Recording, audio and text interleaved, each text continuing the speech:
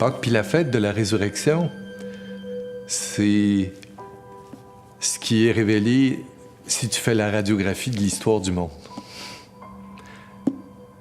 On a un ami qui vient d'avoir un enfant qui nous envoyait des photos de l'échographie de son petit qui était en gestation là, dans le ventre de sa conjointe, qui était tout émerveillé. Alors, l'échographie du monde, c'est la résurrection. Puis ça revient tout le temps. C'est comme inscrit dans l'ADN de nos vies, de ta vie puis de la mienne, puis de la vie de l'histoire du monde. Dans toute la Bible, il y a des passages. Il y a des passages de l'Esprit de Dieu dans la vie des prophètes. Il y a le passage des prophètes eux-mêmes qui changent la vie du monde. Il y a des grandes épreuves qui se changent en bénédiction. Et puis, le grand récit de la Pâque, c'est bien sûr la grande libération d'Israël.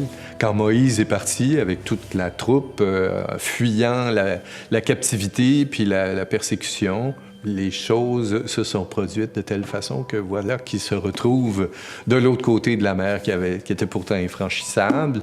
On se découvre libre, on se découvre ailleurs et sur un chemin de terre promise, on peut se remettre en marche. J'ai l'impression de devenir davantage ce que je suis. Je me cherchais, où j'étais dans des épreuves, et puis tout à coup, ça devient lumineux.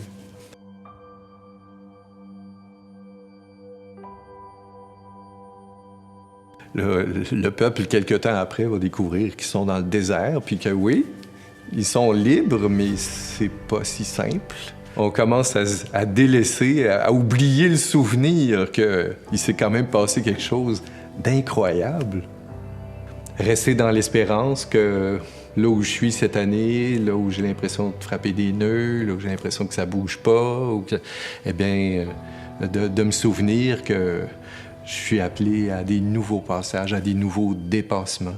Puis c'est là que Pâques devient d'autre chose que des cocos, devient d'autre chose que simplement du folklore. Ça devient une espèce de radiographie, de miroir de ce qui se passe profondément en toi.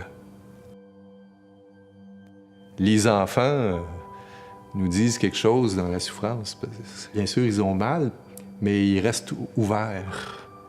Souvent, c'est quand nos épreuves puis nos malheurs nous renferment sur nous-mêmes, comme les disciples d'Emmaüs sont tous poignés dans leur... Puis c'est dans leur déprime que petit à petit rejaillit du sens. Jésus marche avec eux, chemine avec eux. Il était tout près, c'est peut-être nous qui étions à côté, on le voyait pas, là, mais il cheminait avec nous. Puis le ressuscité vient mettre de la cohérence dans leur vie. Ils repartent de là tout joyeux, puis ils vont raconter ça à d'autres qui, eux aussi, ont fait ces mêmes expériences, à leur manière.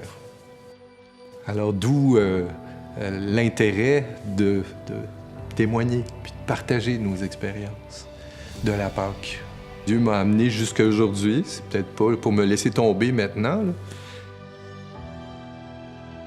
C'est un temps de reconnaissance de ce qui m'a été donné. Ça fait partie de l'écologie du cœur. On prend tellement vite les choses pour acquis. Alors que d'être reconnaissant, ça revire le cœur de bord, ça le réouvre. On accueille le ciel, où on se souvient qu'on est fait pour lui. C'est un moment où on se projette dans cette seule dimension de l'amour, quand l'amour sera complètement libéré de tout ce qui l'entrave. C'est ce qui nourrit notre chant d'allégresse, le chant d'espérance, le chant de toute l'Église.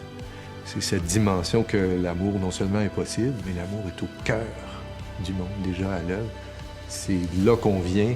Alors le temps de Pâques, c'est aussi la mémoire qu'on est fait pour cette plénitude-là, toujours. Le Christ vient ouvrir les tombeaux. Alors, de l'intérieur même de ta maladie, de tes épreuves, eh bien, peut jaillir quelque chose de très beau, qui se découvre à celui ou celle qui veut bien la regarder, qui veut bien aller jusqu'à la fraction du pain qui permet de discerner puis de découvrir que la vie est plus forte que la mort, que l'amour est plus fort que la haine, que la vérité est plus lumineuse que le mensonge ou l'erreur, que la présence est tout, et que l'absence disparaîtra d'elle-même, tout simplement. C'est le grand signe, c'est le grand message de la résurrection, c'est l'espérance du monde et c'est ce qui peut nous aider à devenir des témoins de la résurrection à l'œuvre aujourd'hui.